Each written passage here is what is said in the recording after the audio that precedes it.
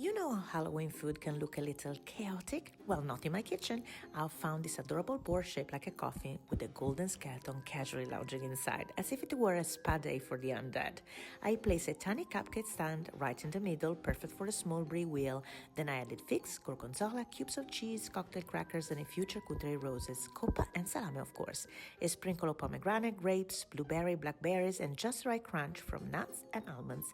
Finally, a few sprigs of sage and rosemary to tie it all together. It's fun, festive, and chic. Serve it with a good Cabernet Sauvignon and you have a Halloween spread that's more couture than creepy. Enjoy!